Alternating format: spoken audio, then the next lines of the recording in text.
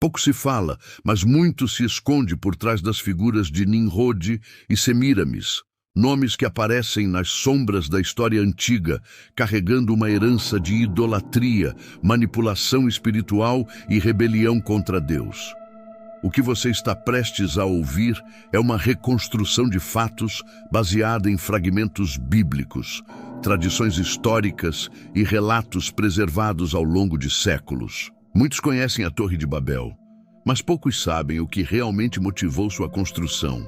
E menos ainda, sabem quem estava por trás de toda a estrutura ideológica que a sustentava. Uma mulher poderosa, controversa e envolta em misticismo, Semíramis, que segundo algumas tradições históricas, e aqui mora o detalhe mais perturbador, era não apenas esposa, mas também mãe de Nimrod. Sim, mãe e esposa do mesmo homem. O resultado dessa união foi o início do maior sistema de engano espiritual que o mundo já viu, a Babilônia. Na Bíblia, o nome de Nimrod aparece em Gênesis 10, 8, 12. Ele era filho de Cuxi, neto de Cã, bisneto de Noé, um homem poderoso, caçador e fundador das primeiras grandes cidades do mundo pós-diluviano: Babel, Ereque, Acade e Nínive. Mas a Bíblia também dá a entender que Nimrod era mais do que um caçador de animais. Ele era um caçador de almas, alguém que usava sua influência para controlar multidões. A construção da Torre de Babel, descrita em Gênesis 11, foi o ápice de sua arrogância. Um projeto coletivo para tocar os céus e fazer um nome para si, afastando o povo da dependência de Deus. É nesse contexto que fontes extra-bíblicas, como o historiador Eusébio e o autor Alexandre Hislop, em As Duas Babilônias, nos apresentam Semíramis, uma mulher que inicialmente era apenas mãe de Nimrod, mas que depois, em um movimento estratégico e espiritual, se casou com o próprio filho, assumindo o controle total sobre o império e fundando um sistema religioso baseado em mentiras e manipulação espiritual. Semíramis, segundo essas tradições, era uma figura extremamente influente, associada a rituais de fertilidade, culto à deusa mãe e práticas místicas. Após a morte de Nimrod, que segundo algumas lendas teria sido assassinado por descontentes ou dividido pelos próprios deuses, Semíramis criou uma narrativa para manter sua autoridade. Declarou que Nimrod havia se tornado o Deus Sol e, mais tarde, afirmou ter engravidado milagrosamente de um filho, Tamuz, alegando que ele era a reencarnação do pai. Ou seja, o filho que ela alegou ter concebido do deus Nimrod era, na verdade, seu neto biológico. Essa distorção familiar foi o início do culto à mãe e o filho, que mais tarde se espalharia pelo mundo com nomes diferentes: Ishtar e Tamuz na Mesopotâmia, Ísis e Horus no Egito, Afrodite e Eros na Grécia, e outros. A própria Bíblia menciona Tamuz, em Ezequiel 8,14, onde mulheres choravam por ele, uma clara referência ao luto simbólico praticado em seu culto pagão.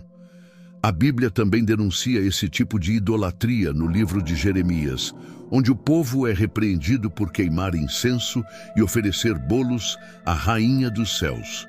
Jeremias 7,18. Esse título, segundo muitos estudiosos, era atribuído a Semíramis, ou à sua personificação divina. O mais inquietante é perceber como esse culto não morreu. Ele apenas se adaptou, disfarçado ao longo dos séculos em sistemas religiosos que mantêm a mesma estrutura. Uma figura materna exaltada ao lado de uma divindade masculina, renascida, com rituais simbólicos e doutrinas que afastam do verdadeiro Deus. O apóstolo Paulo já alertava sobre isso em 2 Tessalonicenses 2,11, dizendo que Deus lhes envia uma operação do erro para que creiam na mentira. E a mentira começou ali, com uma mulher que manipulou a dor da perda, a memória de um filho e o desejo humano de conexão com o divino para fundar um império de engano. O legado de Nimrod e Semíramis vai além da Babilônia literal. Ele se tornou um sistema espiritual, uma Babilônia mística. Apocalipse 17 descreve uma mulher sentada sobre muitas águas, vestida de púrpura e escarlate, com um cálice de ouro cheio das abominações e impurezas de sua prostituição. A grande Babilônia, mãe das prostituições e das abominações da terra. Ela embriagou as nações com o vinho de sua idolatria, estabelecendo um falso evangelho que persiste até os dias de hoje. Essa descrição se encaixa perfeitamente no modelo religioso criado por Semíramis, um culto sedutor, mas que afasta o ser humano da verdade, substituindo a adoração genuína por símbolos e práticas corrompidas. E aqui está o ponto que precisa ser destacado. Tudo isso começou com uma quebra de ordem, uma mãe que tomou o lugar de esposa, um filho que se tornou Deus e um povo que trocou o Criador pela criatura. Romanos 1:25 resume essa inversão. Trocaram a verdade de Deus pela mentira e adoraram e serviram à criatura em lugar do Criador.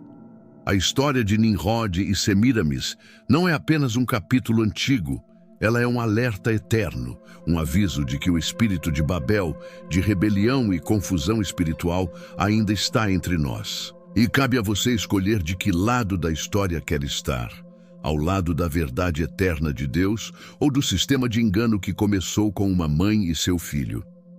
Escolha a verdade, escolha a cruz, escolha a eternidade com Deus.